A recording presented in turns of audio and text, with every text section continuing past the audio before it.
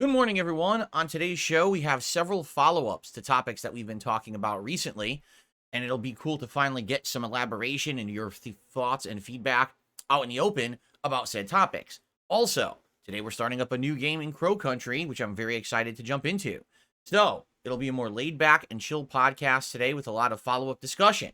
All this and more on today's Level 1 podcast.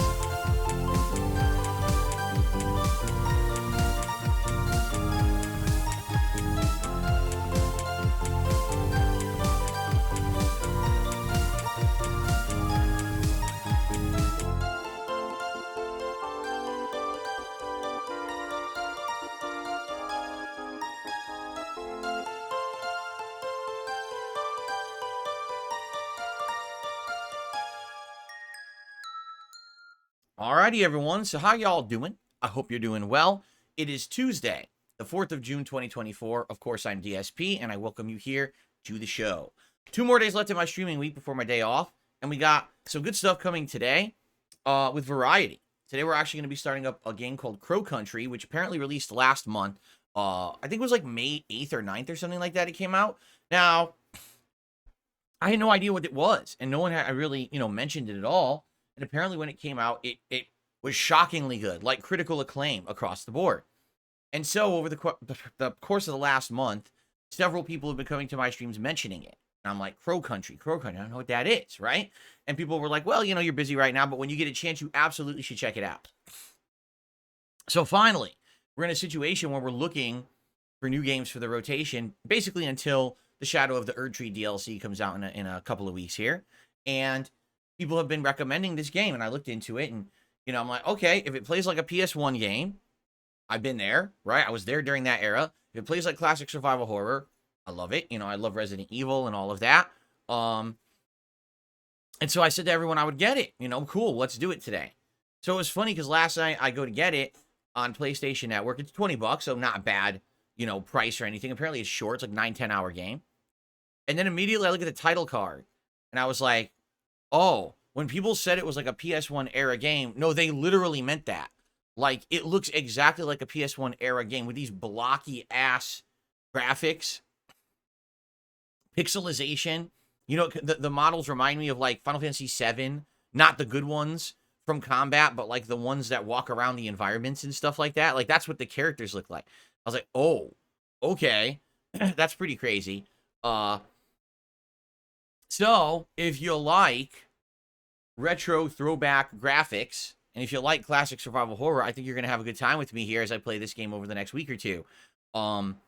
Listen, to me, it doesn't bother me. I don't care what the game looks like. What I care about is the story riveting, is the gameplay, interesting, scary. That's what I care about. And, I've played recently in the last few years throwback games like this that actually are quite good. So I just hope that people will give it a chance. Keep in mind, you guys are the ones who even told me about the game. I didn't even know it had existed. And the reviews are great. So hopefully, people will actually be here along for the ride with me. When you play a game that looks dated, you get a little nervous. I do. When I usually play throwback retro games, I don't necessarily get the audience that I would get if I was playing modern games, even if it really is a modern game. Like, this game is not even a month old yet, and I'm playing it, but it looks ancient, So hopefully you'll stick around after the podcast to check this out. And I want to thank everyone who did actually recommend this game, because again, I would not have even heard about it or known about it. It's one of those things that's kind of off my radar. And thank you for the recommendation. Let's check it out today. Okay. Plus, let's be honest, it's horror, and people love my horror game playthroughs. They feel like it's my forte or one of my fortes. There's basically like the holy trinity of gameplay that I play. Number one, From Soft style games or Soulsborne spin-offs. Number two, fighting games. And number three, horror games. My 3 best genres, right? Not to say that I don't play other games that are entertaining, but those are kind of the big 3. So I hope you'll stick around for that today. So today what we're going to do is we're going to have follow-ups to various different topics that we've all been talking about in the last week or so. And I'd like you to know about some feedback I got that was really useful and stuff like that. All right, first topic today that I want to actually cover was actually a topic I opened the show with yesterday. If you remember, yesterday I said, man, this laptop runs on Windows 10, and it's angering me because it's telling me that I'm being forcefully told to do Windows updates. Now, previously, I've had many computers. I mean, I've had them since the 1990s. And at least in previous iterations of Windows before Windows 10, it seemed like you didn't have to do what you didn't want to. If you decided you didn't want to do a Windows update, you weren't forced to. You could indefinitely delay it or just tell it, hey, don't install updates until I tell you to. But in this case, at least it seems starting with Windows 10, Microsoft is literally bullying you into doing it, saying, oh, you can delay it a certain amount of time, but inevitably you're going to have to install the updates we tell you to install without any kind of way around it. All right? For example, you know, a few months ago, or I'd say probably earlier this year, it said there was a bunch of Windows updates needed. And I said, well, I don't want to do them now because I have a certain setup on my streams here where I have 3 browsers open on my laptop at all times. And each browser is for one of my YouTube channels, and each one has a setup. You know, there's one window open that shows contributions, there's one window open that shows the chat, and there's another window open to monitor tips coming in because that's separate from the YouTube side. So I basically need 3 windows open to monitor any particular stream on my laptop. So I have 3 open per channel. So I have 9 windows open. You see? I don't want to have to do that over and over every single time that my laptop updates. It's a pain in the butt. So the thing is, I don't usually need Windows updates right away. All I use this laptop for is literally monitoring the streams every day. That's it. So if that's the case, right, then what's the big deal? I don't have to force myself to do them. So what I would do is I would queue them up. I would queue them up for several months and then do like one loaded update every few months. So I'd done that earlier this year. And then I remember it happened again like a week or two after. It said, oh, more updates. I said, I don't want to do updates again. I just did them. So I delayed them as long as I could. And I couldn't tell you how long they let me delay them, maybe like a month. And then I think again, they let me delay them like another month. And then finally it says, you've reached the limit. You must do updates. And I'm like, what does that mean? Like, never in my experience have I been told that I absolutely must update something that I own. You know, I own this laptop. No one has the right to tell me I have to install software on it if I don't want to. Apparently that's not the case anymore. Microsoft thinks that they can tell you what to do. I think that's pretty crazy, but apparently that's the case, and apparently people are just pushovers, right? Oh, well, I want to use Windows, so I just do what I'm told. I'll update. Do you even know what's in that update? What if it's taking away functionality? What if it's bogging down your laptop or your desktop and making it run worse? What if you don't want it? You're not allowed to not have it? I guess not, according to Microsoft. They think that they're fucking better than us and can tell us what to do, I guess. I mean, that's essentially what it is. Anyway, so basically the reason that this really pissed me off is because I did a Windows update like a month ago. I was forced to do it.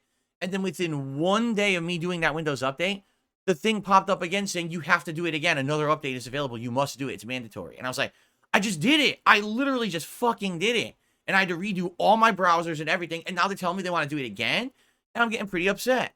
So I said, no, delay again. So I delayed it like another month. And then yesterday they said, oh, you have to do it again. You have to schedule it for the next week. So we talked about this yesterday on the show. And I actually got a very insightful post from someone that I want to share with you. Here's what they have to say. Ready? This is a comment on yesterday's podcast, by the way.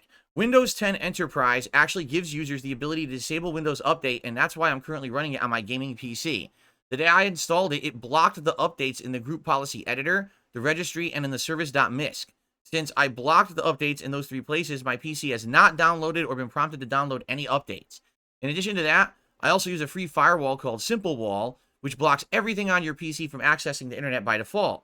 When you open a program that tries to connect to the internet like a browser, a pop-up appears, giving you the option to block that connection permanently, allow the connection for only a limited time, or to actually grant full access at all times. If you give Chrome full access, for example, Simple Wall allows Chrome to have unrestricted internet access.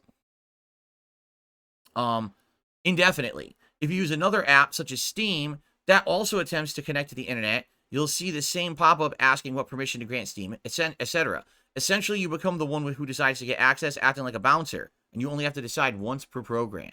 So essentially what I'm being told, yes, you can stop Windows from doing Windows updates, but you either need a specific version of Windows that most people don't have. Like, I'm sure that this laptop came with like Windows 10 Home or whatever. It didn't come with Enterprise Edition. Why would it? It's a home use laptop, right? Or you have to use third-party software like this simple wall in order to stop it from doing whatever it wants, right? That's absolutely ridiculous. And again, I think that someone should do something about it, and it ain't gonna be me, but that's a class action right there. Everyone just sues Microsoft and says, what, are you out of your fucking mind? It's our hardware. Despite the fact we're using your software, you don't get to tell us that we have to do something and install something on our hardware, especially if we deem it unnecessary or maybe even harmful. Sorry, that's bullshit. You don't get to tell us what to do with things we own, right?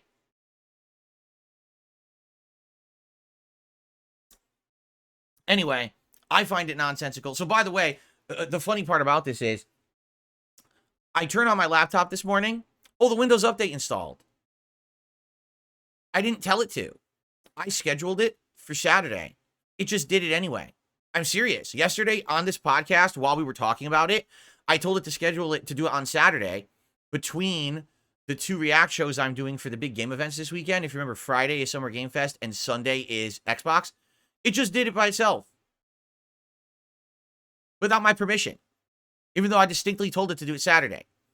So, what did it mess up? Nothing, but guess what? I had to redo all my browsers this morning. Everything was fucking reset. I got to reopen. Some of them, like 2 of the browsers actually, like, remembered the settings. So it opened up Jasper. You're not going to be chewing wires. Jasper, stop right now. You're not chewing those wires. Ugh. I can never finish a story when Jasper is in here these days. Anyway, so yeah, so some of the browsers remembered, some didn't. So basically I was in here an extra, 15 plus minutes setting up the browsers before I could stream today. And it's frustrating, but it's done unless it pops up again today. Because again, it could. This is what happened last time, is it said, oh, it's done. And then within like a day, it popped up, oh, you need it again. What are you talking about? So I guess we'll see. But again, for me, that throws me for a loop because that's never happened before on previous PCs or anything like that at all. I've never seen that before. And it kind of blows my mind that is something that they're just demanding. They've never demanded that before. And now all of a sudden it's a demand of Microsoft. You must update because we say so. How about you go fuck yourself and I decide what's best for myself and my belongings. And you stay the fuck out of my belongings until I tell you to go into there to do something. But I guess we all have to be bitches to these giant corporations now, right?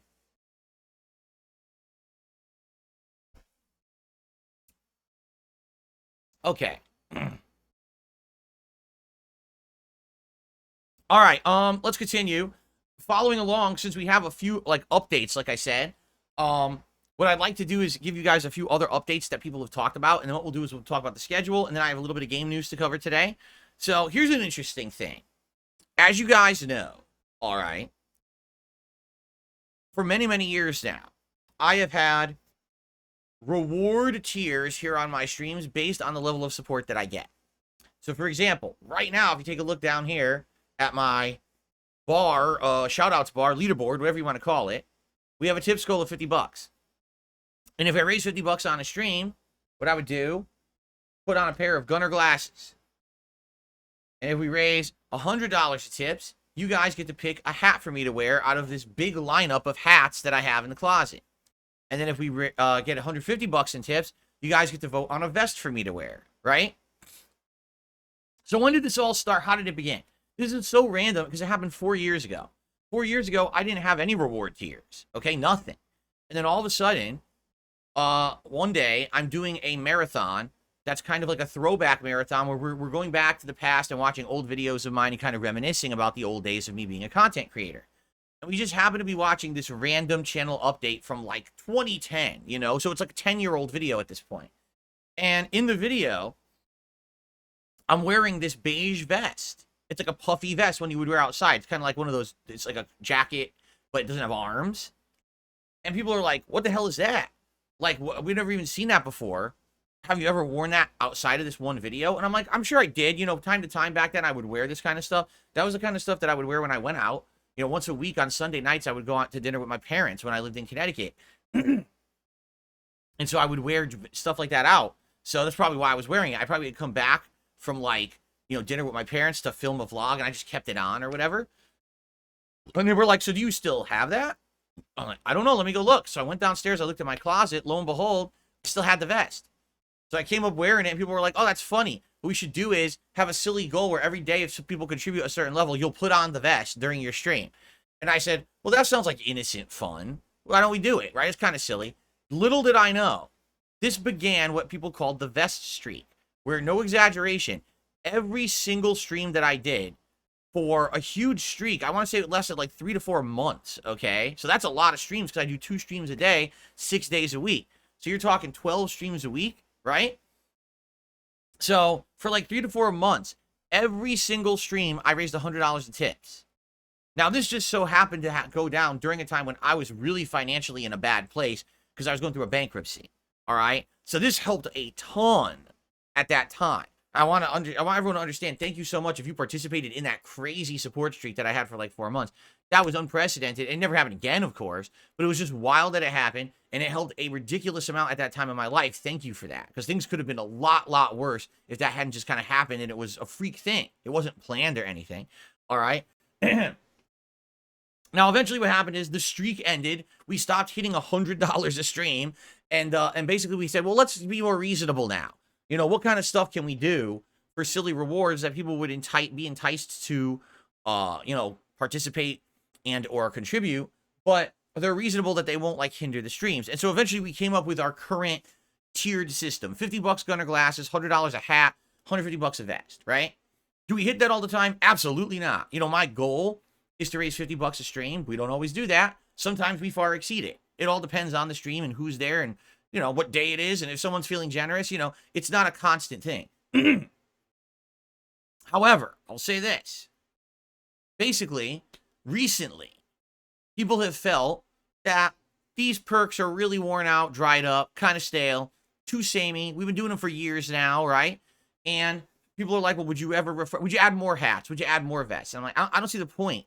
Like, you buy more, that just adds more to an existing goal that we're not hitting regularly. Why are you adding more, right? It would be one thing if we were hitting it every day. Imagine if every stream we were hitting the hat and the vest goal. Now, people might be tired of seeing the same one, so you buy more. But in this case, we got situations where, you know, you look around, you're like, I barely warrant. Like, for example, during the Final Fantasy VII streams that I did earlier this year, I had a cloud wig that looked absolutely hilariously bad. But it was funny to see me wear it. Guess how many times I wore it? I think twice. Out of all the streams I did, we weren't hitting the goal. So I bought something, well, I take it back. Someone donated this specifically for the playthrough, right? And we only wore it twice. In fact, the playthrough didn't do well, you know? So, I mean, that's what I mean. Like, what's the point of adding things to existing goals when those goals aren't getting hit, correct? So, basically, people have said, well, can you come up with new ideas of things? I'm like, well, let me know what you think. Like, the thing is, whatever it is, it can't be intrusive. It can't be, oh, we stop what we're doing on a stream. We stop playing a game. We stop doing a podcast. We stop doing this. And now we have to have a whole giant thing that's unrelated. You know, some streamers do stupid stunts like, oh, if I hit a certain amount today, I'll eat a spicy thing and I'll fucking vomit all over the place because it's funny to see a streamer eat a fucking, you know, rotten Skittle or something like that. We're not going to do that. Okay? It's got to be stuff that's not going to hinder the content that I'm already putting out. All right?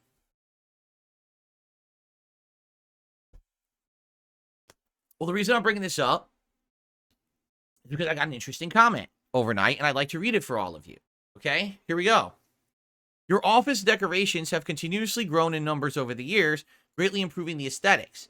Sadly, we saw the vest streak go away, which also added to your aesthetic. What do you think of adding props that you already own in storage for reaching tier 3? I don't know how that would work logistically. Reaching tier 3 once or X times and you replace an existing prop with some action figure that is in storage. I vaguely remember that you had enough collectibles to create a pretty solid and varied rotation of figures and props. Just a thought. All that stuff's collecting dust in the dark, and you've mentioned how selling those things on eBay would be a lot of work due to trolls. Why not put collectibles to work? So basically what this person's suggesting, and this is just something to throw out there, instead of having tiered rewards where I'm putting on... Hit the button again? This button keeps getting loose. Shit. I love this shirt, but it has a loose button. God damn it. I hope it doesn't keep doing that. This is one of my favorite shirts. I love the design, but there's a loose button that keeps popping open. And obviously, I don't want to have a big exposed belly. You'd all be profusely vomiting on your devices if you saw my belly exposed. It's disgusting. It's absolutely revolting.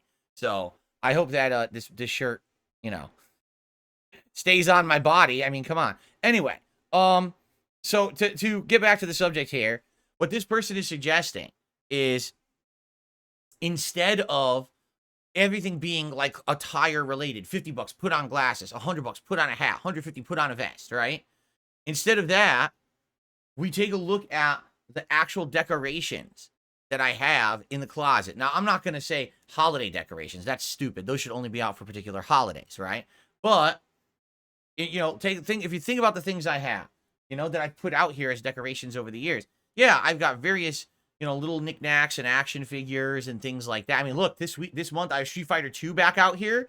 In honor of the 1-year anniversary of Street Fighter 6, I put out my Street Fighter 2 cartridge, which is really cool. I also brought back out my Blanca pop figure that someone donated. So it's pretty neat to have some, you know, that variety of stuff every month. But I guess the question is, what would it be? What we'd have to do is make a tally, like a list. Here's what I have that's available, like 10, 15 things, right? And then if we end up hitting a goal for a day, like let's say we hit the vest goal. If there's no interest in the vest, if everyone's tired of the vest, then instead it could be, I don't know, what do you want to call it? It's not a decoration goal, but like a swag goal or something. What piece of swag do you want me to pull out of the closet, right? And add, you know, for the setup today or whatever. I'd be okay with that, but we have to figure it out. You know, the thing is, everyone seems to say, oh, I don't like your tiered rewards anymore. They're boring. Okay, so what would you like to do in place of it? Oh, I have no idea. Well, then keep it as it is. If you don't know what's better, then don't say to change it, right? So, A Bengineer says the props are small. We can barely see them when your webcam is on the corner. Yeah, but here's the thing. Let's say, for example, we hit the $150 tips goal. And people say, we really want the Wolverine action figure. I say, it's Wolverine time. And I'll get an animation that's like the Wolverine figure dancing, right? And I'll go in the closet, we'll bring it out, Wolverine, Wolverine. You know, we'll do a stupid little thing to say Wolverine's here.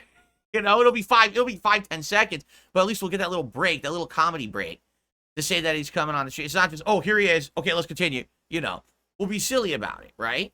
I think that would be fun, but again, that's something that it's up to you guys, right? If you don't think that's a good idea, then we don't do it. I'm just saying it was a suggestion on a video, and I was like, you know, people have been saying for years they want different tiered rewards, and I'm going to be honest with you guys, okay? You ready for transparency? I've been thinking about getting rid of the rewards altogether, because there's some days that I want to wear the gunner glasses because my eyes are burning, but since it's a reward, I can't just put them on, right? There's some days I'm feeling silly, and I'm like, man, let's just put on a hat for a playthrough today because it's pertinent to the game we're playing. Oh, wait, that's a $100 goal, so I can't do it.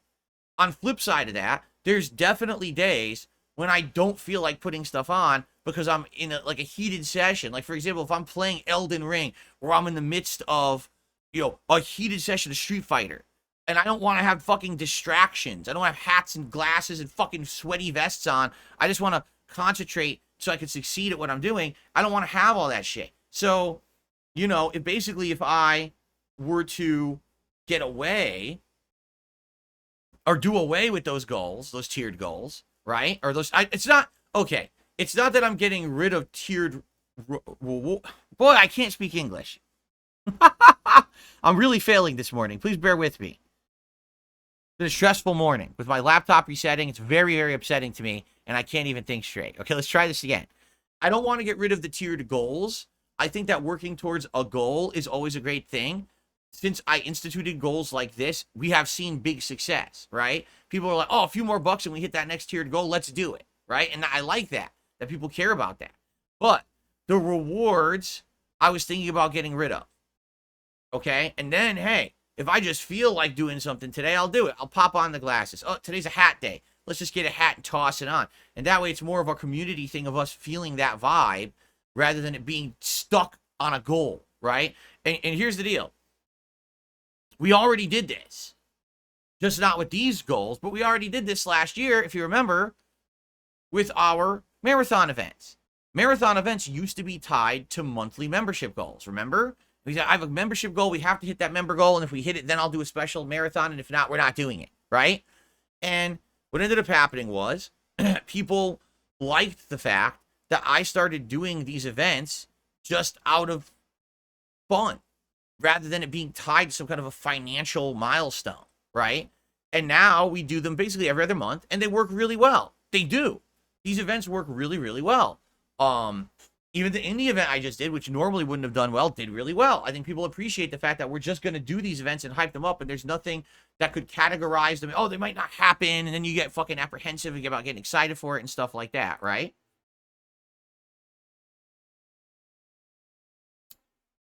So, since that changed, I feel like events are doing well. So maybe we do need to change these tiered reward goals. All right. The question is, what do we do? Do we get rid of them entirely? Do we still have the goals, but we don't do the rewards, and I'll just randomly do the rewards when I feel like it? Because here's the deal. Maybe one day I just feel like putting on a vest. We didn't hit $150, but I want to wear a vest. I'll be honest, those vests sit in there 99% of the time unused, right? How often is it we hit $150 on any given stream? Almost never, right? Almost never these days. And that's fine. This is not a complaint from me. I'm just saying it's not like the vest street, right? So, yeah, I might be this every once in a while. I just want to toss something on. I just want to have a hat or whatever, and I can do it. I have that repertoire of stuff that I can go to, right? Or if I'm feeling, if people are being really particularly generous one day and being nice or whatever, and we're having a good time, good vibes, you know what the other good thing about that is too? Then I could actually decide if I want to put something on as a reward for other things too. Like, what if we have a really big super chat day? Now, right now, the goals are just tied to tips. What if we have a big super chat day? Well, maybe I feel like I want to say, hey, thanks for that, and I want to go get a hat and put it on, or a vest and put it on. Then I can do that because I have that flexibility, and it's not tied to this one reward structure, right? See? I don't know. It's just something that I'm thinking about in my head. And I would like to get all of your feedback on it. I would. Honest feedback. This guy says just get rid of the vest and instead do like decorations as a result. Right? So let me hear your feedback on this. I want to hear feedback. Basically, people are on the fence about this. There's some people saying sounds good. Others are saying this is awful. Like the chat is very torn and very they're not, definitely no consensus here right now on stream. Everyone's kind of like all over the place with this. They don't know if they like it or not. Okay? So, exactly. Dentronic says comfort is important. If you need the glasses, just grab them. If you feel like wearing a fedora, go ahead and grab it, that kind of thing. Right. And I'll be honest, I probably would throw on stuff from time to time just for fun. There's been days I'm like, man, that fedora would fit what we're doing today. I want to put it on. Oh, but we didn't hit a goal, so I don't even think about it or say anything about it, right? Or the vest, like I said, we almost never wear a vest. Almost never.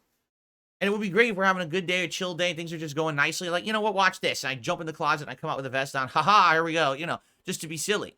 As opposed to having it tied to something financial, right? And like I said, there's some days when the vibe is good. It's a positive stream. Hey, maybe we didn't get a lot of tips, but we got a lot of super chats or a lot of gifted memberships today. And I just feel like I want to do it anyway, right? But we can't because it's tied to a goal, and it's not fair to those who contribute to see that happen if I'm doing it when it didn't happen yet. You understand what I'm saying? So there you go. I don't know. I mean, let's keep talking about it and let's figure this out. I would like more feedback on this. What do you think about the tiered rewards? Do you like it as it is? Do you want to see it change? How would you like to see it change? Should we get rid of them entirely? Should we change them up? Should we change the rewards? Should we change the amounts? I want all the feedback. Please give me the feedbacks. Okay? All right. And thank you to the person who left that comment, because regardless of the fact that if we decide to actually go with that or not,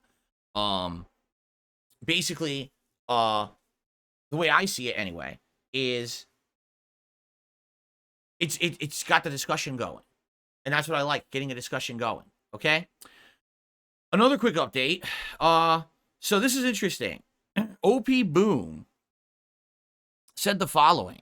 I noticed YouTube typically only promotes community posts that have images or posts or polls on my feed. I think including an image along with your posts about your streams would help with visibility. Perhaps YouTube doesn't want to promote community posts that just link videos. That's what the site already does 99% of the time outside of community posts. They seem to promote the posts that engage users in other ways. This may explain why your general text posts, schedule posts, and game polls tend to get significantly more likes than the posts promoting your streams. For example, if you're going to do a stream of Street Fighter 6, you could use the stream thumbnail in the community post along with a link to the stream. Maybe YouTube will push it more. So First of all, I never heard of that. That if you do a community post on YouTube and you include a picture with it, it gets more promotion. Now I do all kinds of different community posts. Let's go through it. Number one, every single day when I start a stream, I post up a link directly to that stream and a description of it so people know I'm going live. So that's 2 posts a day right there. In between the streams, I put a promotional tweet up saying, hey, tonight on the late stream, this is what I'm doing. Check it out. So there's kind of a in-between promotion stream of what's coming up later in the night. At the end of every night, the last thing I do is I post up a schedule update on my community tab that lists all the games I'm playing for the next few days, like 5 days, so you know exactly what's coming in the next 5 days, okay? And that has a screenshot attached of my schedule. So if you think about it, of all the posts I do, really the only posts that I post up that have a picture attached would be the schedule. The other ones all have a link to a stream, but no picture attached, all right? Now, excuse me. That was absolutely disgusting. Sorry about that. One thing here, all right, that is important to remember is that I don't just post on the community tab of my channel. I mirror that on my X account. Well, it used to matter more when it was called Twitter, and it used to matter when my Twitter followers actually read my posts and when I actually cared. But ever since Elon Musk bought the site and turned it into a pay for popularity site, which I don't agree with, basically I stopped caring. So basically my Twitter is just kind of a clone of what I post on my community tab on my channel with almost nothing additional. Every once in a while there'll be an additional post, but almost never. It's pretty much always a clone.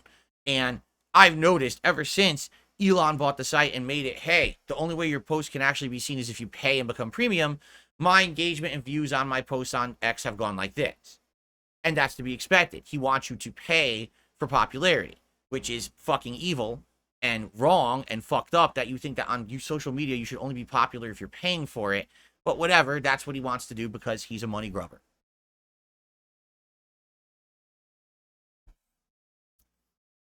I mean, that's neither here nor there, but I'm just saying, one of the reasons that I post the way that I do is because I actually have to limit my characters to what can fit in a Twitter post. I'm not a Twitter premium or X premium user, so I have to limit it to, what is it, the certain 100 number of characters.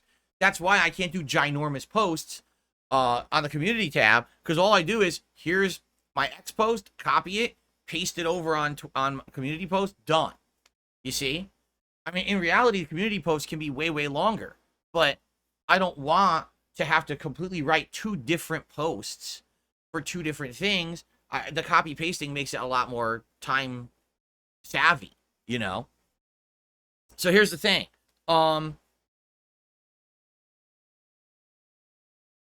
Because of that, that's why I don't even think about like, oh, let's put up a thumbnail, let's do this, let's do that. I'm already reached my character limit. And by the way, on X, for the record, if you post up a link to a video or stream, you can't also attach a picture. It only lets you do either the link or several pictures, but you can't do both. At least last time I checked, it wouldn't let me. So that's why I don't try to do that. In fact, let's take a quick look here. Let's say here I am, and I want to do a new post. So I'm going to do a test.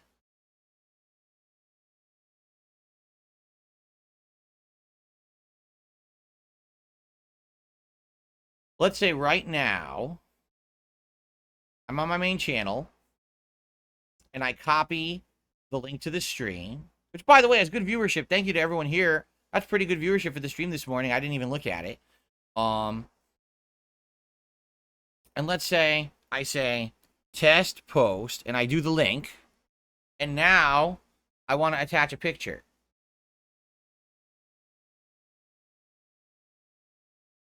It looks like it works. It actually looks like it works. But I wonder if this affects the character limit at all.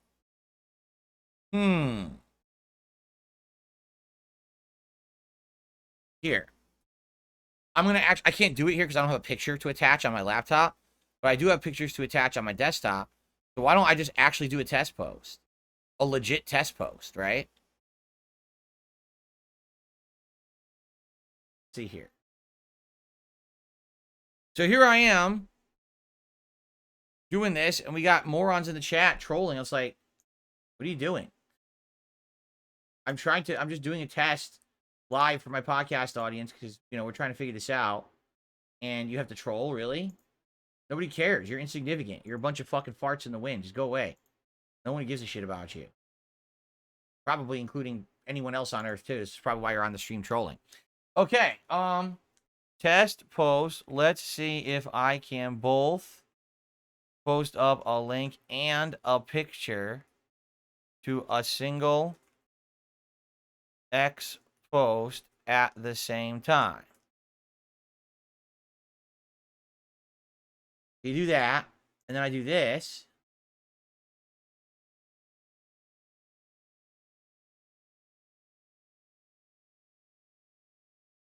It works. It does work. Huh.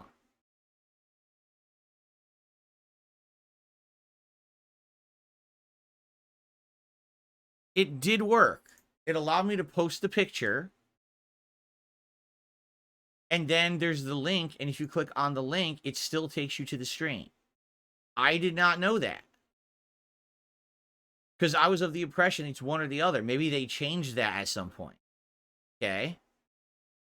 All right, well, per OP Boone's suggestion, perhaps when I start posting up links to streams, I will include a thumbnail of the game and see if this will increase engagement and community support on those posts on YouTube. That's interesting. Thank you, OP Boone. I'll have to give that a shot. I have to try to remember to do it because, here's the problem. I get into such a habit, a daily habit of this is how I do it. This is how I do it, right? That I forget, I want to do it a different way. It'll slip my mind. So later today, when I post up the promotion for tonight's Hades 2 stream, I'll try to do both. And let's see if that does anything different. I have absolutely no clue. The thing is, OP Boone is making a point, but it's not necessarily a huge point. For example, whenever I post up a community post on my channel here, at most it'll get like 15 likes. I don't think anyone treats the community tab on YouTube like social media. Oh, we have to like it. No one, people use it for sure to see what I'm talking about or what's coming up or read my schedule. But I don't think anyone is liking it actively like, oh, this is important, like social media, like the post, right? No one is finding DSPGaming because someone liked my schedule post a lot tonight and it somehow showed up in a feed. Like, no, I don't think that's happening. What I will say is, if you're someone who actively does use my community posts, give them a like and see what happens. Maybe it would help. I don't know. I literally have no idea. I don't think I've ever asked you guys to like a community post ever, have I? So we could try it and see if it does anything. Maybe if people like the post, they get more exposure and more people can find the channel. I have no idea. For me, I've long given up trying to give this channel exposure on YouTube. You guys know that. This channel's been around since 2010. It's been through 14 versions of the algorithm. Every time that it looks like it's going to trend and get something popular, they change the fucking algorithm again, and then the channel gets hidden again. No exaggeration. It was about halfway through last year. All of a sudden, this channel nosedived in views. Out of nowhere. It goes, bloop. It's like, wait, what? Why all of a sudden was there a giant drop-off in views? I don't know. The funny part is, I didn't lose revenue. How is it that I had a huge drop-off? It was like a third of my views went away. It used to be every video I uploaded here got about 1,000 views. Not that that's a lot, but now the videos I upload get 300 to 400 views. Where did the viewers go? I don't know, but I make the same ad revenue and I get the same income on stream, so it doesn't matter. Like, it hasn't affected my business in any way. So it's weird. Where did the fucking views go? Because they probably changed the algorithm again. So now I don't get any recommended views or anything, so people don't naturally watch the stuff. It's like, I don't know. I gave up on that a long time ago, really caring about it. That's why I haven't become beholden to YouTube and views and ad revenue. I'm not. It's nice that I get some ad revenue, but I'm not super dependent on it being consistent or anything like that. Me, it's the streams. That's really, where I get my income is these streams and your guys' support of my streams. That's what really matters. As long as I can consistently put out streams that get supported, the ads and views can go up and down and all around, and it doesn't fucking matter, you see? So I have no idea. I really would be...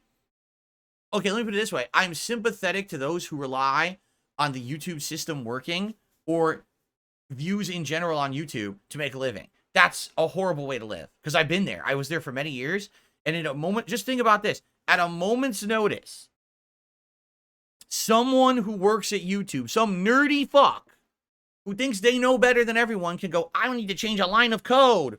Bloop. And your whole channel just gets fucked. No one can see your videos, no discoverability, your views tank for no good reason, no one in your sub feed knows that you're fucking posting videos, nothing. Just, you're erased from YouTube. Just because some nerdy fuck thought that they knew better, let me change the code. Did they consult with anyone? Did they do actual community feedback to find out if this is a change that's either necessary or wanted by the community? Did they check to see if this would affect anyone's livelihoods at all? No, they don't care. Put in the line of code. Bloop. Done. That's YouTube.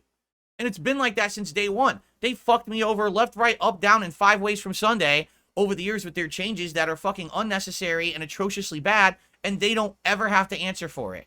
So anyone who has to, like, rely on that for a living, I feel so bad. I am 100% sympathetic, empathetic, because I've been there, so I have empathy for you. But for me, essentially just caring about, oh, do I have fucking thumbs up on my community post is like the last thing in my fucking brain right now. Who gives a shit who's liking a community post, right? So, anyway, there you go. And I will try to remember the suggestion from OP Boone and see if I put a picture attached to my post about games, if that changes anything. I guess we'll see. Okay? There you go. All right, thank you, OP Boone, for that.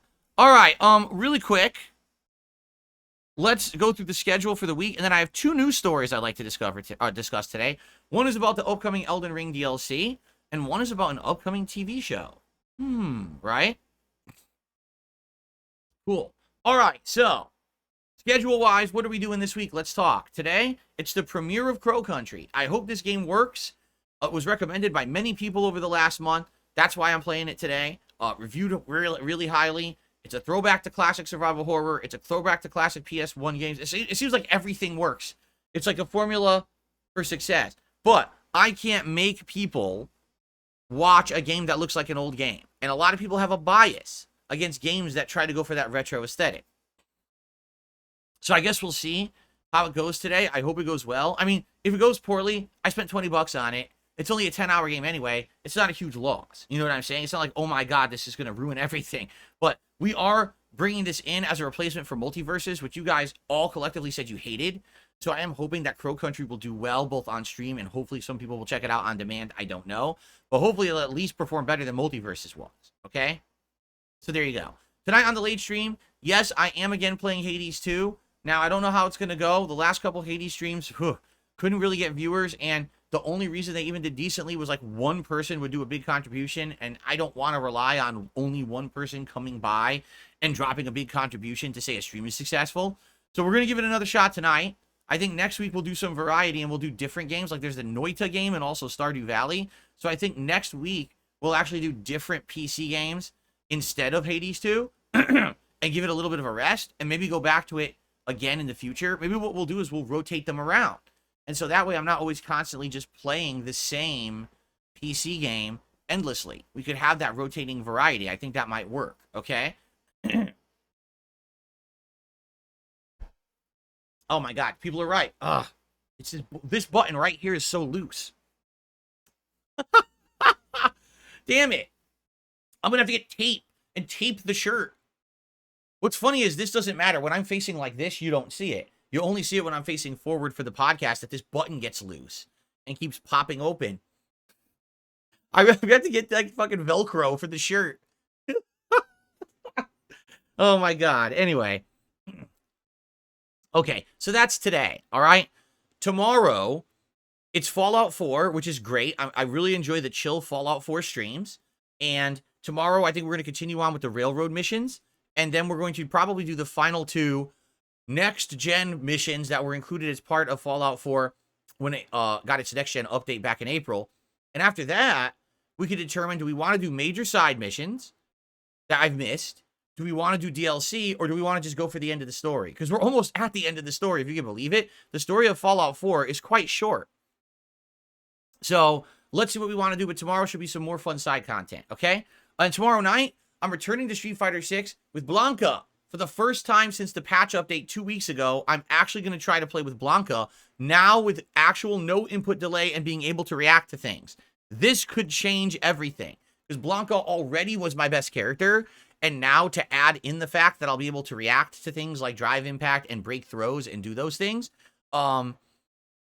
this could be a game changer. And by the way, for the record, because I didn't really talk about it this morning, FYI, last night I played with Zangief in Street Fighter 6, and now with these new changes, you know, no input delay, better graphics and performance and everything. I had 37 wins and 26 losses, 59% win rate. Now, that's not bad, especially considering this is the first time I played with Zangief since the balance change, and I was trying to actively learn new things on the fly that I'd seen in videos, but I hadn't really tried them yet. That's pretty good. And by the way, majority of those were master level players or like high diamond players. I think there was 1 2-star diamond, but outside of that, it was all high level matches the entirety of the stream.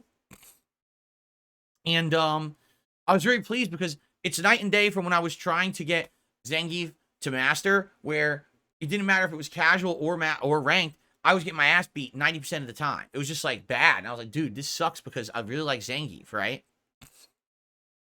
So it went really well, and I'm looking forward now to Blanca. Basically, since this balance patch happened and now I got rid of the input delay, I did really good with Lily, and I did really good with Zangief. So now I want to see how Blanca goes, okay? Cool. Now, I will not be here on Thursday, okay? When I come back on Friday, the daytime stream is going to be really weird because Friday is Summer Game Fest at 2 p.m. Pacific time, and yes, I'm covering it. So here's what's happening. My podcast will start at the usual time, but will be an abridged podcast. I'm looking to maybe make it like 30 minutes, okay?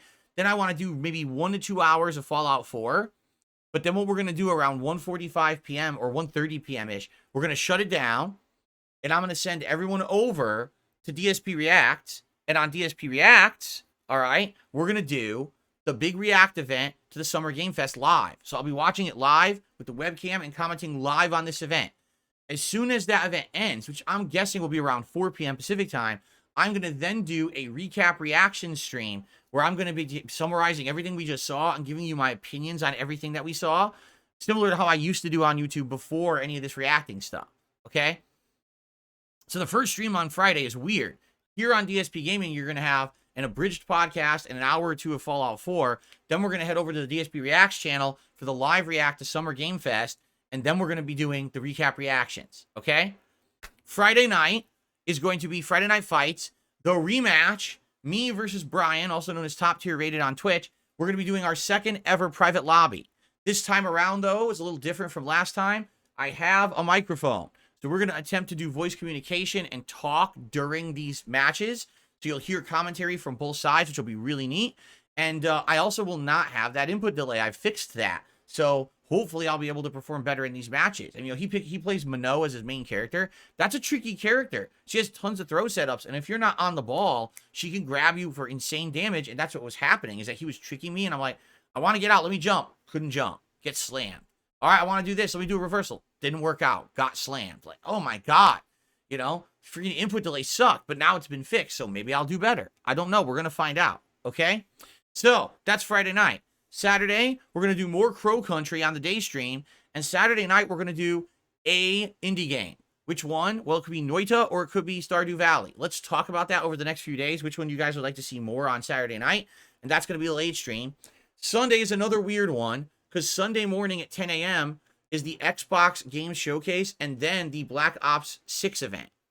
So I am going to be live reviewing that. Or live reacting, I should say. But the thing is, I'm not going to be doing a podcast. We're actually going to go live over on the DSP Reacts channel like 9:30, 9:45 a.m.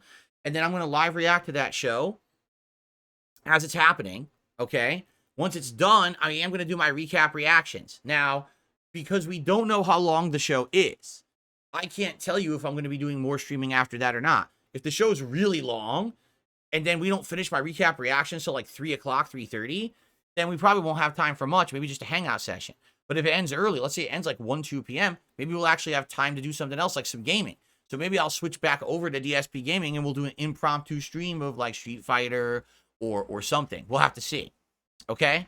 Sunday night is the next Retro React over on DSP Throwback. I'm excited for this because it's going to be something you guys pick. It's all co-op playthroughs. It's New Super Mario Brothers on the Wii, Rise of Nightmares on the Xbox Kinect, Rayman Origins, and Donkey Kong Returns, also on the Wii, I believe. So 4 awesome co-op playthroughs that I've done. We're going to be reacting to one of those on the late stream. But you vote. You can vote on the community tab of DSP Throwback right now for that, okay? Monday, on Monday, we're going to be doing alternating stuff. Now, on Monday, we have to do the React show. That was supposed to be Sunday, DSP versus the Internet. So this is so weird. We're actually going to be doing my React show on the DSP Reacts channel on Monday rather than Sunday. And then probably Monday night, we'll probably do some Street Fighter. And then Tuesday will probably be like Fallout 4 and maybe some PC gaming. And then Wednesday will probably be like Crow Country and Street Fighter, but we'll see. We'll play it by ear. Okay? So a weird week because 2 of the day streams are going to be this reacting to these events. And also keep in mind that when these events happen, typically you get announcements of different kinds of games that are just like dropping out of nowhere. Whoa, I punched my microphone. Dropping out of nowhere. So you're like, oh shit, maybe that's a game that someone would be interested in me playing, and I might want to put it into the schedule. So I keep an open mind when I do these events, and I'm always on the lookout for, oh, could there be a new game or something that we're interested in? So that might change the schedule too. Okay? So there you have it. That's the schedule for the next week. This is going to be interesting. And then once that's done, then we can get back into like a more regular schedule again. All right? Okay. Good stuff. Ladies and gents, it's time for my favorite segment, your favorite segment, and everyone's favorite segment. It is time for DSP News, and I have 2 interesting stories to cover today before we get to shout-outs. Story number 1. It has been officially announced that a Like a Dragon TV series will debut this fall. Like, what? Did you know that? I didn't know that. And it got just announced yesterday. On October 24th on Prime Video, Like a Dragon Yakuza will premiere. And as you know, that's an entire season. So, will it be any good? I don't know. I mean, Like a Dragon already is a very narrative-based series. A live-action Yakuza show. It is starring the actor Takeuchi Ryoma, who is actually an actor from multiple Kamen Rider titles. So if you saw Kamen Rider, you probably know the guy. Personally, I haven't seen Kamen Rider, so I've never seen this guy. I'm curious if it'll be any good.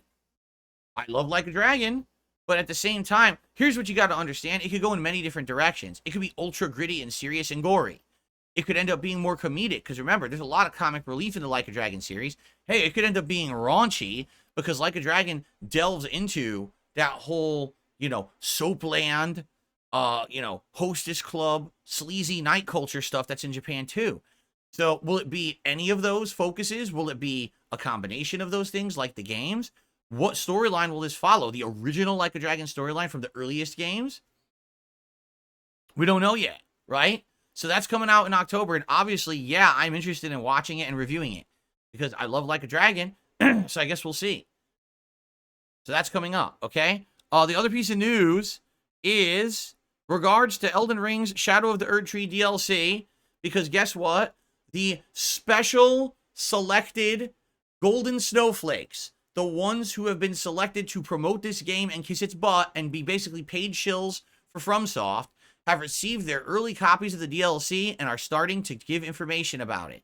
So what I'm going to do is give you generalized information about it. I'm not going to spoil anything major whatsoever, but there's like a generalized post that I found about it that I would at least like to talk about, okay?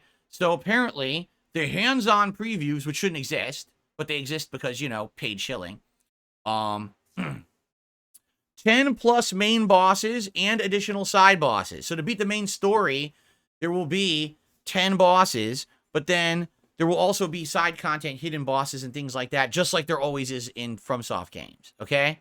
The map is more densely packed than Elden Ring.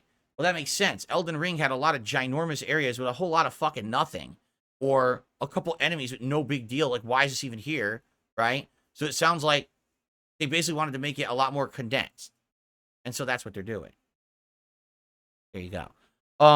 Around 100 new weapons. Holy shit. Say that again. 100 new weapons? Did the fucking main game have 100 weapons? right? I don't recall the main game having 100 weapons. That's pretty insane if it actually has 100 weapons. 8 brand new weapon types. So 8 types you've never even seen before. Again, did the main game have fucking like 8? I mean, there's like short swords, knives, clubs, great swords, rapiers, wands. You know, we keep going, but it's like, was there really 8? So, dang. Okay. Reportedly, the DLC will take 30 to 40 hours to complete. Depending on how much of a completionist I guess you are. Now, you know me. I'm going to be looking for all the content. I'm not going to skimp. I'm not going to skip. I want to find the now, if there's shitty-ass dungeons that are repetitive and randomly generated boring crap, I'm not going to do them. But for anything that's considered a designed dungeon, you know, something that actually has some curation to it, the legacy dungeons, I'm all over that. Even if it's optional, I still want to do it. So I hope that we will find it all and do it. Sounds pretty good, right? The map is roughly equal to Limgrave plus the Weeping Peninsula plus a touch of Caelid. Which one was the Weeping Peninsula? Was that the thing to... Well, Limgrave was the main starter area.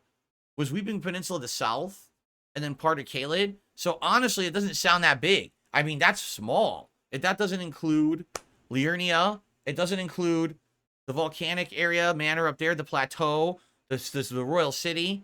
It doesn't involve the ice area. It doesn't involve the Erdtree. And it also doesn't involve any of the underground. But maybe it does. Maybe it does have underground, right? If there's underground, then maybe it's a little bit more.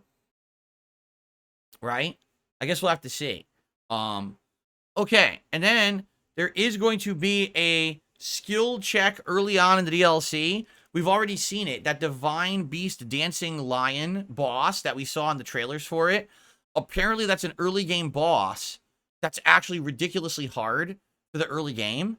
So that's a skill check to make sure if you're actually going to continue with the DLC that you're actually good, I guess. At least that's what they're saying.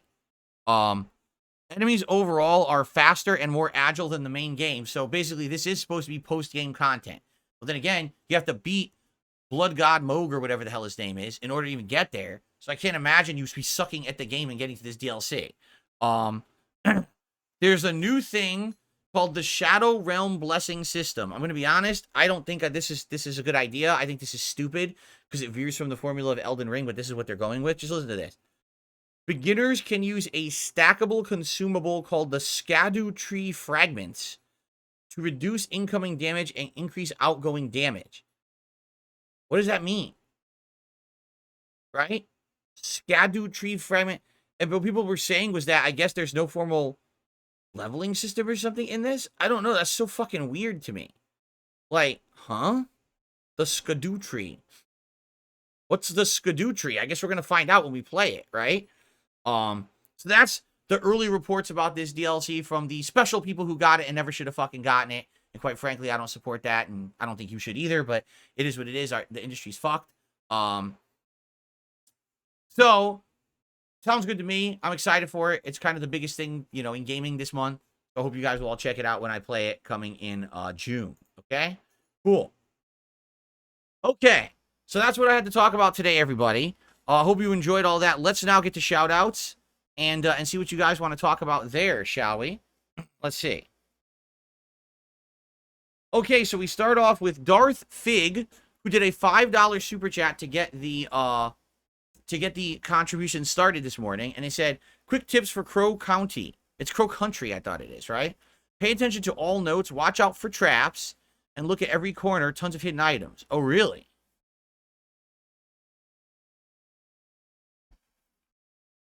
All right. So pay attention to all the notes. Watch out for traps. Look at every corner. Sounds like sound advice.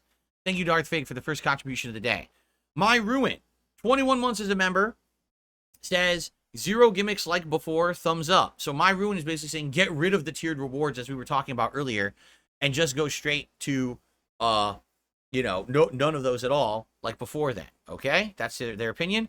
Emily, as a member, says, "I think the hats are cute." Well, there you go. Thank you, Emily.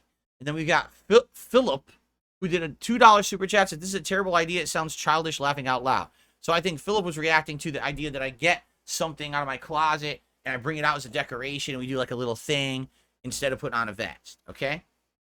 The Red King became a member this morning. Thank you to the Red King. That is a fresh new membership this morning, and I appreciate that, Red King. And Ahmed8 did a super chat. Thank you to Ahmed for the super chat. Let's get you on the leaderboard.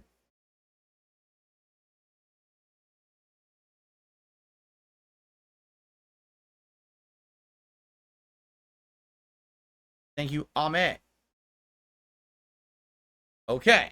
On the tips side of things, so far I see one tip. Let me take a look. Hold on, because now my setup's all screwed up. Remember I told you my laptop reset? It's a troll. Okay. So, get fucked, troll. Kiss my ass. And I'm not shouting out your tip because you are a waste of life. Okay. So, what would you guys like to talk about? We have a little bit of extra time. If you tag me in the chat, we'll have a little bit of discussion. Or if any contributions come in, I will shout them out. And thank you in advance to anyone who supports the stream. Remember, any particular stream, my goal is essentially to raise 50 bucks in tips. If we can do that, I consider the stream a success. Outside of that, everything is appreciated. Super chats, super stickers, memberships, gifted memberships, tips. Thank you so much to anyone who supports these streams. I really do appreciate that. This is my living. You know, it's not like the old days where I'm making ad revenue on videos. Instead, it's chilling, hanging out, and having a good time on stream every day. So I hope that you guys will stick around and check out this Pro Country, which you guys have recommended. I'm excited to see if it's any good. Game Boy, how you doing? I'm doing good. Thanks for asking. How's my morning going? It's been hectic, Gustavo. Like I said, number one, my whole laptop thing reset. That threw me for a loop. There was some things happening last minute that I had to do as I was trying to go live. So I ended up being like 5-10 minutes late to get my stream live, but I got through it and we're good. So we're good today. Can I get good at Street Fighter on a regular controller? Now, hold on, because I don't know if the question is, can anyone get good at Street Fighter on a regular controller, or can I? Yeah, most people these days don't use joysticks. They don't. Most people are either using a regular controller or even a hitbox controller, which is just a bunch of buttons that you just push. A lot of people are getting away from joysticks. For me, I grew up playing Street Fighter competitively on joystick setups with buttons. So for me, it feels weird and unnatural to try to play Street Fighter on a pad. I have done it before, like in the 90s, I owned Street Fighter on home consoles, and I played it on, like, SNES pads and stuff like that. But, you know, is it possible? Yeah, it is. All these games now have dumbed-down inputs, for sure. It's much easier to execute and do things in fighting games. I wouldn't be surprised if there are top players who are playing on a pad. And in addition to that, there's modern mode, too. And modern mode takes all the inputs out. You can literally do a one-button spinning pile driver with Zangief. A one-button super, right? So, yeah, it's definitely viable for sure.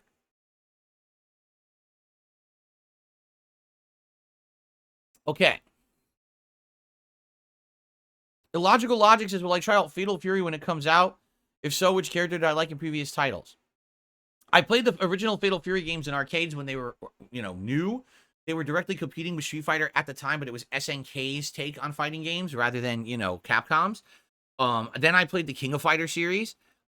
You know, King of Fighters I don't really like anymore. I think they really ruined the series because it used to kind of be Street Fighter, but with an interesting combo system with little hops and stuff. And now they just turned it into a system that's like land one quick hop hit, get an insane damage combo, wash, rinse, repeat. The game has no substance. It sucks. Okay, it is sad because I used to like King of Fighters. Now they're terrible. This Fatal Fury game, I guess it's a different engine, right? Like, it's going to be different than that.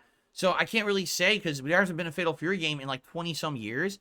So who knows? Who knows if this game will be good or not? You can't really say until it comes out and you play it. Garu Mark of the Wolves, which was the last actual Fatal Fury title, played like Street Fighter 3 Third Strike with some tweaks, and it was a pretty good game. So if this new Fatal Fury plays like that, it also could be a pretty good game. The problem is SNK games are niche. Like, they don't get mainstream coverage. They don't get mainstream appeal. You're never going to see the new Fatal Fury as one of the top 3 games at EVO, or you know what I'm saying? There's not going to be a Fatal Fury Cup where people from all over the world are playing. You know what I mean? It's just, so am I interested in it? Sure I am, but I don't know much about it yet. As we get more information, maybe I'll pay attention to it. Okay. Okay. Shout out to Gustavo Fring, who did a super chat, said runes on me. Thank you, Gustavo. And also thank you to Meatball Man. No, excuse me, not Meatball Man. Master Meatball. I said it completely wrong. Master Meatball for 1 month of a membership saying, would you rip an elf bar if we hit the donation goal? Yes. I have no idea what that means, but I would do it because obviously I always agree to do things I don't understand. I don't know what the hell you just said. What the fuck is ripping an elf bar? What does that mean? What are you talking about? Right?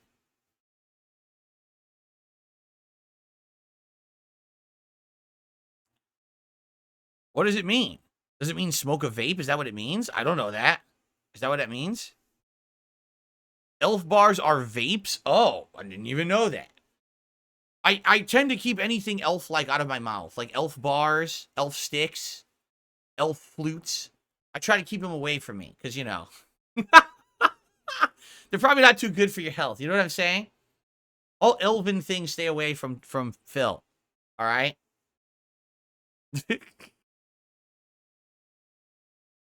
Elf bars are the most popular nicotine products you've probably seen at a gas station.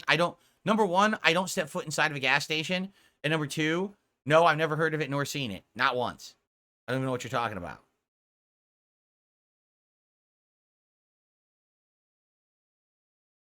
Am I going to play ranked in Street Fighter 6? Yes. The idea is to play with Blanca next, then to do this special challenge room with Brian on Friday, and then the next thing, I'm going back to Akuma. I'm probably going to do some casual play with Akuma to remember how to use him, try to get better now that I have no input delay, and then I want to get Akuma to master. That's the goal. Is I had Akuma in position to become master, and then it was just like the input delay destroyed me, and I couldn't fucking play. So now I want to go back and I want to play without the input delay and see how I do and try to get him to master. And then once Akuma is mastered, then I'll probably take my other characters into the ranked and see how I do with them. So there you go.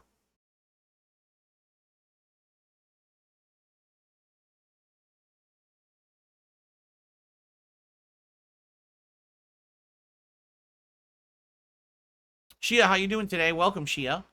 Radical Jaws, how you doing? Radical Jaws, I have no idea what that means. Can you rephrase? That is not English.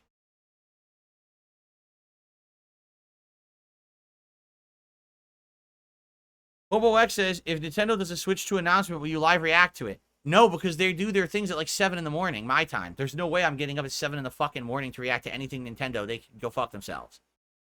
You know? Sorry, that's just how it is. If they did things at a reasonable hour, I would. There's no way I'm getting up that early in the morning to react to anything Nintendo related. They're just not that important. All right? Look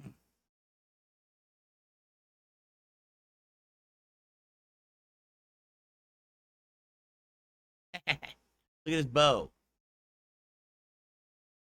Is Lily a bad matchup into Mano? What does that mean? Into Mano. Are you asking if it's a bad matchup for Mano? I don't know. I wouldn't know because I don't play Mano. I tried Mano. I didn't get her at first. I really didn't understand the systems of Street Fighter 6 when I tried her. I never went back to her, so I don't know.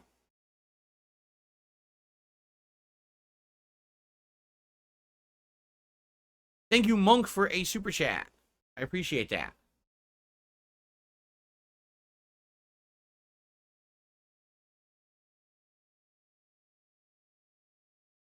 Let's see here.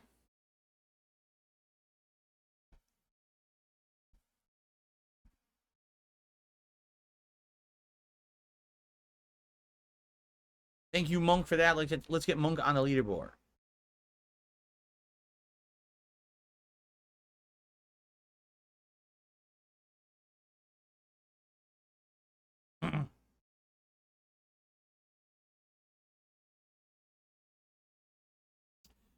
Game Boy says he had Chipotle for lunch and their quality went downhill. Oh, I've only had Chipotle like twice ever in my life.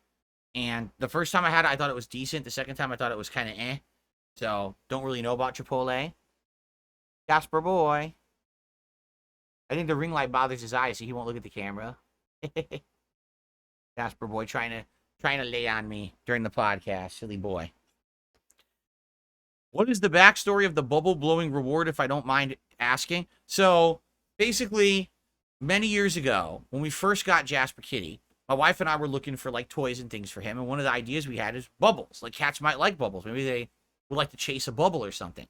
So we just happened to be out one day, and I don't even remember what store it was, honestly, but we saw they had bubbles, so we just bought like a 6-pack of bubbles, right? You know, the little ones, and we brought them home, and we opened them up, and we blew the bubbles, and Jasper ran for the hills. Like, no exaggeration. He was terrified of the bubbles because he doesn't know what they are. So he just, like, ran away. And we tried a couple other times. He didn't seem to like them. So what I ended up doing, since we never used them, they sat in a closet for like a year, never used. And one day, you know, as we were thinking about things to do on stream, I think it was during like an event, like a marathon event or something like that. Don't quote me on that. I'm not 100% sure, but I think it was. So it was during an event, and I said, you know, something special to do. Why don't I bring these bubbles in here? And I remember I blew bubbles with Jasper in the room, and again, he was terrified of them, and he ran for the hills. I was like, this is never going to work for him, I guess. But as I blew bubbles on camera that first time, people were like, oh, would you do that as a, you know, as in conjunction with something? And I don't remember originally how we did it, but I do know that eventually what it became was that if people did 100 likes on any particular stream that I did, that I would blow the bubbles, right? So for a while, it was like a year or two, I was asking people constantly, hey, could you like the stream? If you enjoy the content, please like the stream. This adds engagement. This allows people to find it, and it's more discoverable on YouTube. Now, in reality, I think I was just blowing smoke up my own butt. I don't think that streams are discoverable on YouTube at all. Like, to be honest, I don't think that my streams ever show up in anyone's recommended at all, because you never notice me ever playing a popular game and all of a sudden getting a boost, right? It never happens. And we've had many streams with hundreds upon hundreds of likes on them, and we don't get more viewers. So I think it's bullshit. The whole system, I think, is busted. It's a gamed system where certain people will always get into the algorithm and others don't. But anyway, you know, people would like the stream. When we hit 100 likes, I would do a bubble blow. All right? Now, here's the thing. It was fun to do at first, but a couple things started happening. The first is, and this is me being honest, the bubbles are kind of gross in an enclosed electronics-rich environment. It's one thing if you're blowing bubbles outside, or you're blowing bubbles in your living room and they go everywhere. This office is quite small, okay? It's not a big room at all. Doesn't even have good ventilation or anything. So when I'm in here and I'm blowing bubbles, they're getting on my camera, they're getting on my laptop, they're getting on the stick, they're getting on the joystick, they're getting on the fucking controllers, the headphones, they're getting on my PC screens, they're getting everywhere. So every once in a while, oh, why is this so sticky? Because bubbles landed there when I blew the bubbles. Now I got to fucking clean my own all office here because it's gooey, soapy shit all over it, all right? So number one, it just wasn't clean. It was kind of nasty after doing it. Number two, sadly, much like what happened with the vest streak that we talked about earlier today, what ended up happening was, because bubbles were based on likes, and likes are free, basically my trolls had organized days. Here's what they would do. They would actually say to people, hey, go to Phil's streams and like the stream so he hits 100 likes, and then bother the shit out of him about blowing bubbles. And then, by the way, once he blows the bubbles, take your like away from the stream. Because you may not realize this, but on YouTube, you can like a piece of content, and then you can remove your like. Right now, so right now there's 43 likes on this stream. If you liked the stream, dislike it right now. I'm serious. Try it.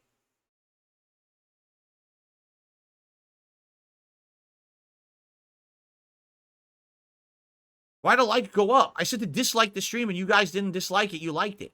You did the wrong thing. I wanted you to hit dislike because I wanted to see if it would go down. If you've already liked the stream, hit dislike now instead.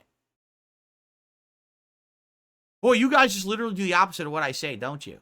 The likes went up. The likes went up. What the? Well, anyway, what the trolls would do, all right, they would come in here in hundreds. Like, they would go from a restreamer, and they would come in, and they would like the stream, so the stream would immediately hit 100 likes. Now, they particularly would try to do this during nights when they know I'm distracted. So, for example, if I was playing Street Fighter, or I'm in the middle of a FromSoft game, or I'm playing Call of Duty, they would come in during those nights, and then what they would do, I'm not kidding, they would hit 100 likes, and they would sit in the chat and say, blow the bubbles, blow the bubbles, blow the bubbles, blow the bubbles, blow the bubbles, blow the bubbles, blow the bubbles.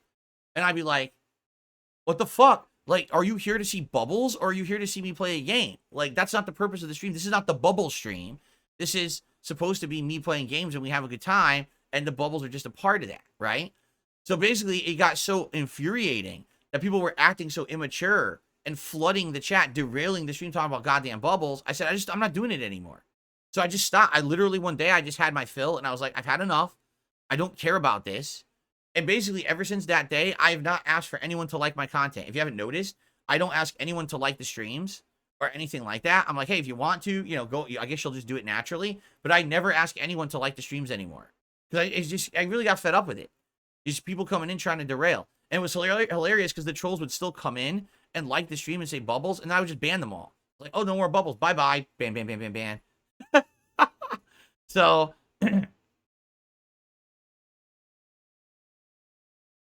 so there you go. I eventually had enough, and we just got rid of it. It's like a lot of things. People want to ruin it. Here's the thing. With the vest goal, at the very least, if we hit the vest goal, I made some money, right? It supports the business. It supports my family. With the bubbles, it was just, oh, just like it. And what they would do after I blew the bubbles, then they would take the likes away, which, by the way, they just did. We were at 56 likes. Now we're down to 54. So you can like and then dislike. So the trolls would come in, like the stream, get it to like 120 likes. I would blow the bubbles, and then they would go down to like 75 likes. They'd take all their likes away. So the engagement didn't even last because the way that these people were doing it, right? So if that's the case, like, why am I going to even care about that, right? So I don't anymore. Now I don't talk about likes on streams. Now I don't talk about bubbles and reward. I just don't. I just have fun here with you guys, and I don't really give two shits about any of that dumb stuff. There's the story of the bubbles.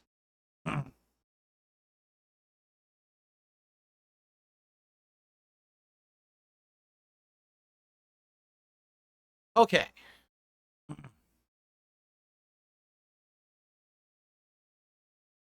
All right, we still got a little bit of extra time. If anyone wants to talk about anything, please tag me. If not, we can jump into Crow Country. Again, I hope you guys are going to stick around for Crow Country. This is a game you guys recommended to me as a replacement for Multiverses that you guys have said is really, really good. So hopefully, you enjoy. And again, today, if you can support the stream, I would very much appreciate it.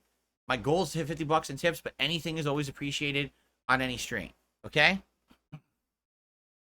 Who would I say my main is in Street Fighter 6? I mean, I've played more Blanca, I think, than any other character.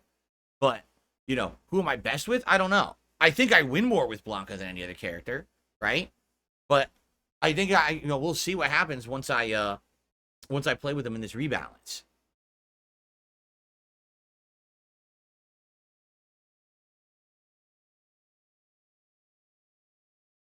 What is the scariest game I ever played or is iconic to me for a specific scare? The game that scared me the most and always will scare me the most is Resident Evil 1.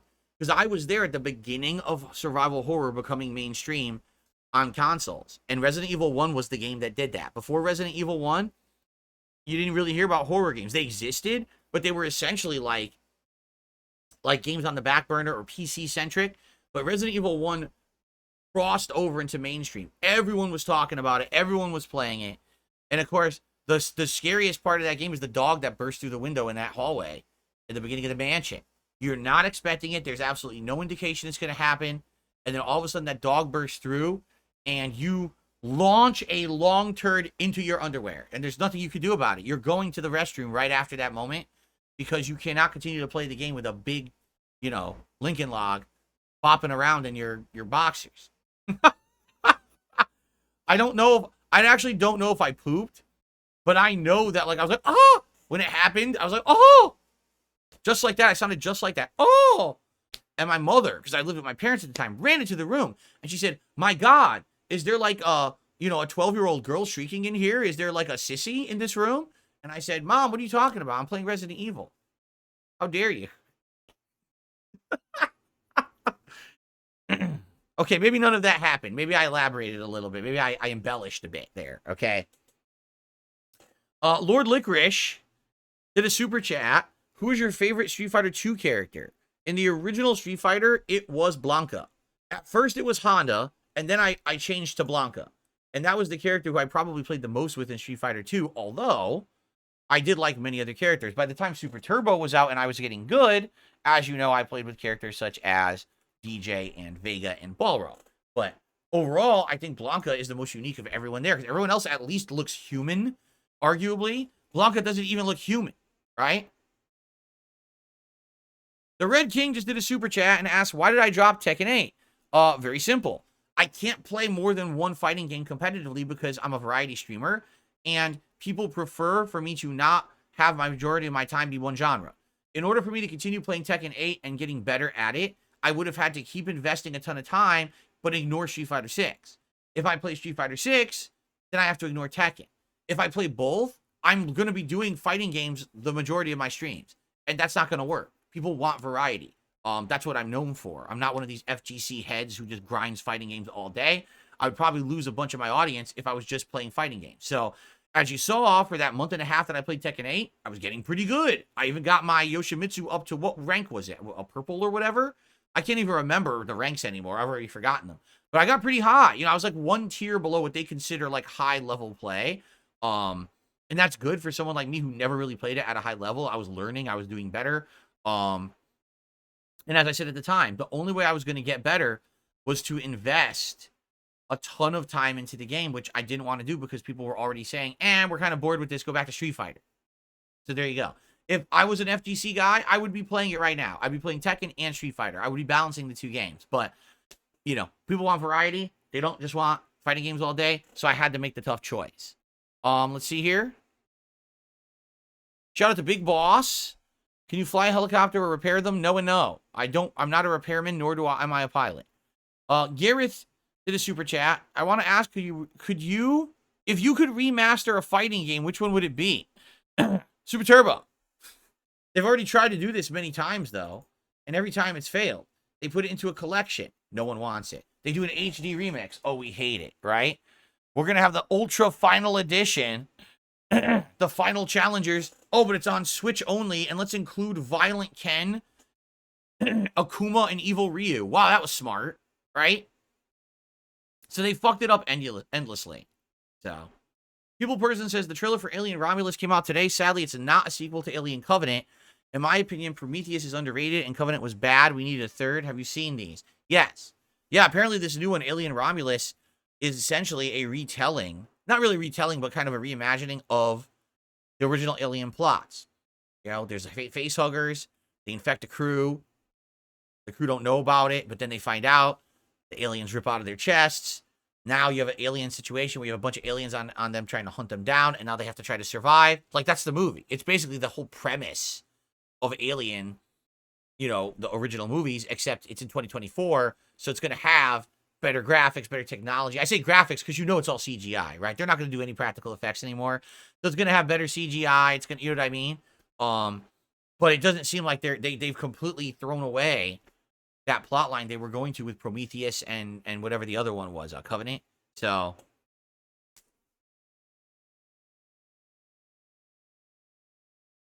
Night Shift says, did you hear Konami say Silent Hill is for modern audiences? Why do companies lie? I don't even know what you mean. Likely what they're saying is Silent Hill 2 Remake is not just fan service for people who are fans of the original game. They want this game to appeal to everyone. It's going to appeal to people who play games today, even if you haven't played the original. That's a modern audience, as opposed to, oh, if you really liked the original, 20-some years ago, you'll like the remake, but everyone else won't care. I think that's what maybe what they're trying to get at, right? Princess Consuela says it's about Newt's crew and how she ended up being where Ripley found her. Oh, so it's a prequel? Well, I don't care then. I'm not going to watch it. I'm serious. I hate prequels. There's no fucking point to ever making a prequel. We already know what happens after, so why the fuck do I want to see a prequel? What a bunch of morons. Who is the person in Hollywood who greenlights prequels? Did you see Furiosa? No? No one else did either. No one likes prequels. Why the fuck did they keep making them? I don't understand.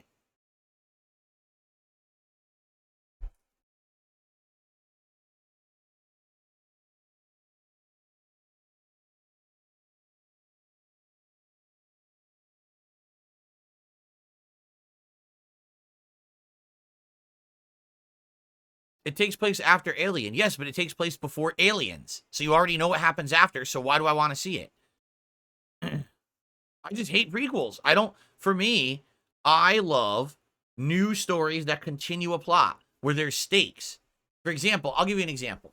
The Walking Dead Telltale series. Love them or hate them, you can admit that they keep you on the edge of your seat, and they have a tendency to have people die off or something you don't expect. They're neat for that, right? The Walking Dead Michonne is one of the worst fucking narrative-based games ever made. Why? Because Michonne, the main character, has plot armor. It's a prequel to things that have happened in other mediums, so you know there's no chance she's ever going to get bit or killed. So what's the fucking point of playing the game when there's no stakes? If you see this new Alien movie, you know that Newt is going to survive and the whole rest of the crew dies. Why? Because if you saw Aliens, that's what happened in Aliens, and that takes place after. So why the fuck do you want to see the prequel? You already know the outcomes. I just don't understand it. I don't ever want to see a prequel ever. Bullseye says it's easy to write if you already know the endpoint. That's why Hollywood loves them. That's right.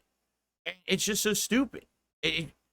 Stop doing that. Stop being lazy. Stop not taking chances. Get some skill. Write a fucking story so people want to have told, instead of being a hack and jumping on the coattails of someone else's work. Because that's what this movie sounds like. If this really is, oh, Newt's crew before Aliens. So basically, you stole the plot of Aliens and you're making a movie before it because it's half the work. Congrats. Well, I'm not seeing it.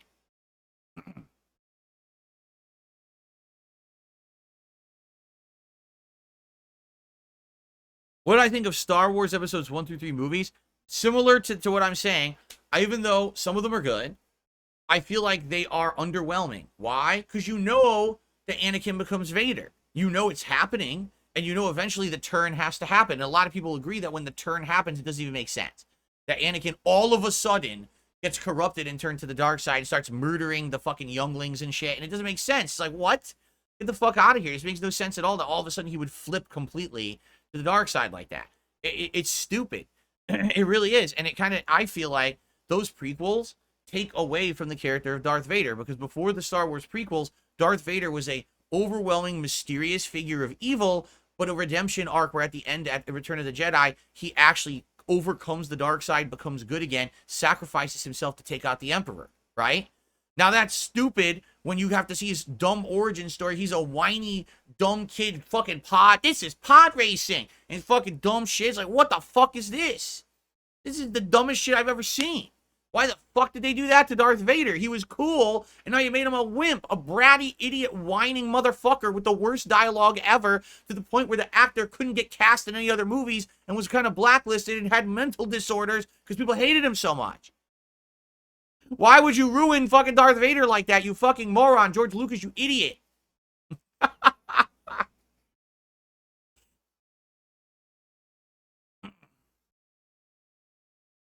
Oh, excuse me. I'm very animated this morning.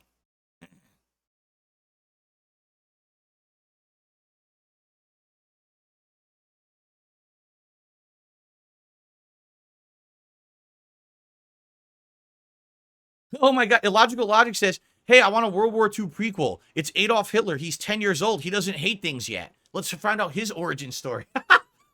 Yeah, why not? Why not just do it for everyone, right?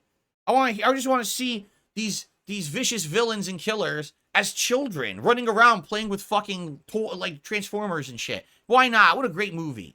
Oh, what a great movie idea. And the ending writes itself because we already know the ending, right? Oh my god. Coffee Lover, thank you for a super chat. He says, Disney sucks. Well, there you go. Well, Disney did not make the Star Wars prequels, for the record. They did not own Star Wars at that point. I mean, I'm not gonna disagree with you there. I do think modern Disney sucks. I think that they have fucked up a lot in the last 5 to 10 years. But they are not responsible for the prequels. You can't blame them for that.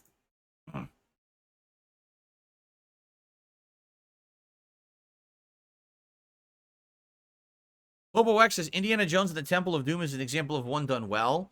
You're right, but most people don't know Temple of Doom is a prequel. I didn't. When I saw it, I didn't know it was a prequel. It wasn't until many years later that I understood, oh shit, this really was a prequel to Raiders. Like, I didn't know that. Most people don't know at all. They just think it's like, it's just the next indie adventure, right?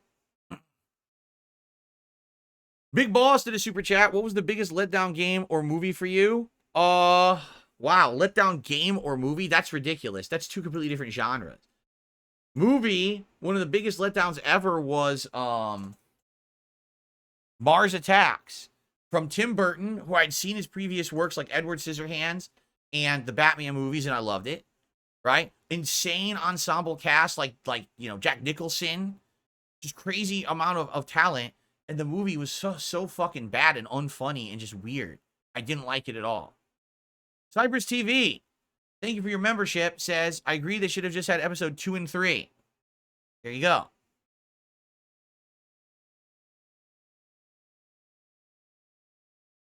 People versus says, strong rumors from a respected source. Code Veronica remake is in the works. I hope it has 2 and not 4 remake. Hope it is like 2 and not 4 remake. Quality backtracking and horror over action. Yeah, that'd be great. I remember Code Veronica has a really bizarre plot with some weird characters, but I actually really liked the game. And remember, ladies and gentlemen, the most awesome, surprising moment of any survival horror game I've ever played. You ready? You remember it? Well, I do. Ballpark beef franks. Shove that meat in your mouth right now and all summer long. Most of you probably have no idea what that means. But during my original Code Veronica playthrough, okay, I remember when I was playing it, I had been stuck in a part. And so I must have had like a walkthrough of it open on my laptop here. That I only was referencing basically when I needed it. But I guess the site had pop-up ads, which I didn't know. So I'm sitting here playing Code Veronica, and we're in a tense moment, like something gonna jump out, and all of a sudden a fucking pop-up ad appears, and it's loud as shit, and it just yells into the mic, ballpark beef franks. And we're all like, what the fuck? All of us were like, whoa, huh? Like, who? It threw us for a loop. You're not expecting that during a fucking Resident Evil game, right? That was funny. All right, guys. Well, we do have to end this show. People just keep on talking, but we have to end the show because we have to get ready for Crow Country, okay? Thank you all. Great podcast. Actually, really good Super Chat support this morning before we've even gotten started. I appreciate that. Let's adjourn for today. I'm excited tomorrow to talk about what I thought about Crow Country and also to let you know what happened with Hades 2 and anything else that went down today. So, thank you guys. Great show today. Hope you enjoyed. Give me feedback about the tiered rewards. That's really what we got to start figuring out. What do we do with tiered rewards moving forward? Okay. I love some opinions and feedback on this, so please share. And I'll see you all tomorrow for another fun show. Peace out.